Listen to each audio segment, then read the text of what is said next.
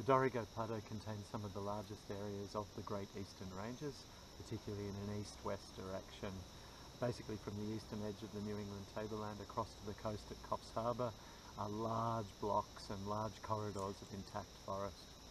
Because of that, Great Eastern Ranges has invested in a project that's being run revolving around the western Dorrigo Plateau in an area roughly bounded by the Nimboida River to the Guy Fawkes Gorges and across to the New England National Park. We're on Motherland home, Rosemary Yates' property near the western edge of the Dorrigo Plateau at Mount Hyland. My name is Rosemary Yates, and this is our country here. This is Motherland home, we call this place, and this is where we live. The Gumbaynggirr people, nation, are the traditional custodians of this land, and elders come and visit here fairly regularly, and we're really happy to be part of this landscape, and a sense of belonging to this landscape is becoming deeper and deeper as time's gone by.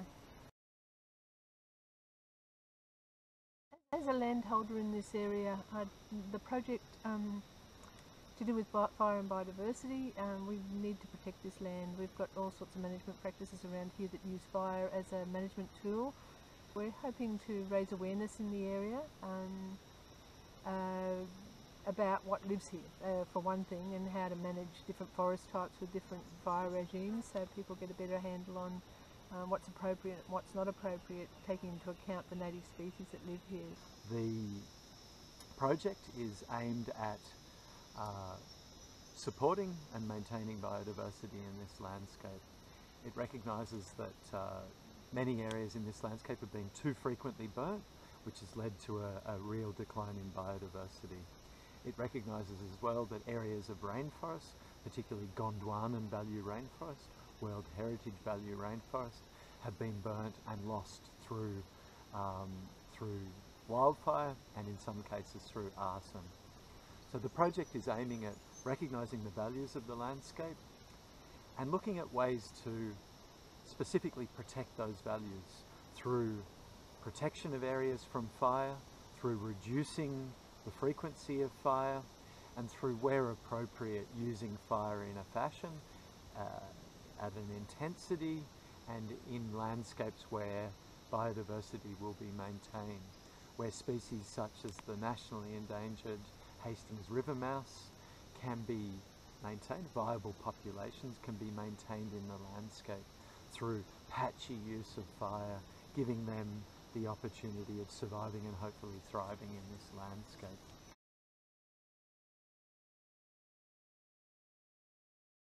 I'm Kevin Taylor, I'm an ecologist with NCC. We're at Mount Hyland on Rosemary Yates' property, standing in some grassy wet sclerophyll forest with old growth blackbutt and New England blackbutt and tallowood. And behind me here is a site where I trapped Hastings River mouse a couple of years ago. And you can see there's a lot of mixture of blady grass and quite a lot of diversity in the understory. And part of maintaining that is having an appropriate fire regime.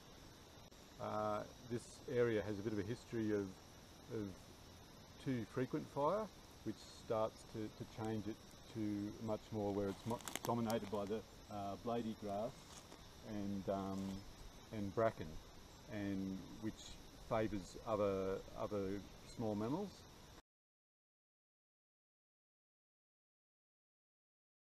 You need that patchiness which enables animals to survive the fire and recolonise, and areas where there's seed source to recolonise with grasses for after the fire.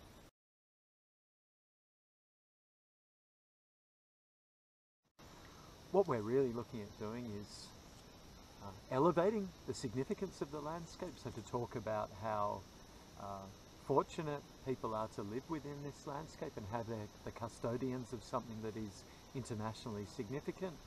And we're looking at longer term behavioural changes, so looking at over years and probably even generations, reducing the frequency of burning so that fire is being used in a fashion where biodiversity isn't being lost, it's being maintained, where rainforest areas are not being burnt, and maybe in some areas where rainforest can be expanded to give it a greater buffer against wildfire.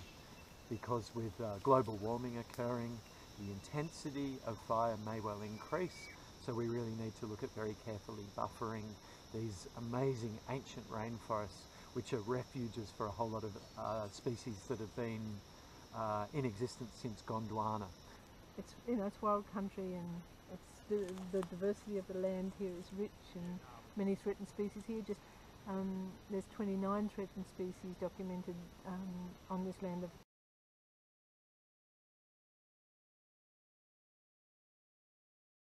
We've made a good start upon the project where we've looked at the landscape in quite some detail. We've looked at the different values and the different elements to the community, and we've looked at the types of project elements that will be of value to a range of participants, from the grazing community through to the conservation elements of the community. And what we're really trying to do is to come up with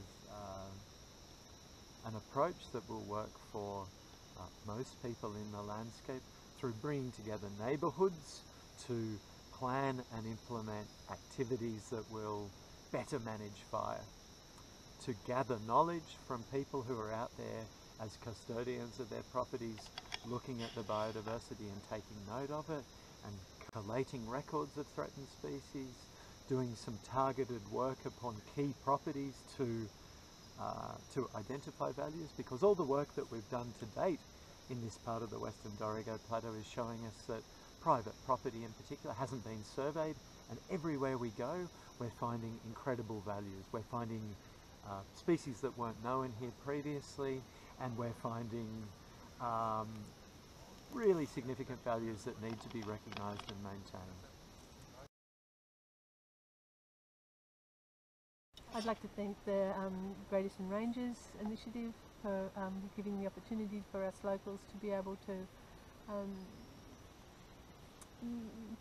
help the land in whatever way is appropriate. I'd like to thank the Nature Conservation Council for supporting for this project. It's a great opportunity for us to help look after the land in a better way. Thank you. These are some of the most ancient forested landscapes on the face of the planet, and we really need to be careful that fire doesn't destroy those values. And it's classroom for many. You know, this is the best classroom I know within the elements, and people come to study and feel at home, and there's a strong sense of belonging to this land that can only be gained by actually spending time on it. And a lot of people do, and we're happy to help that.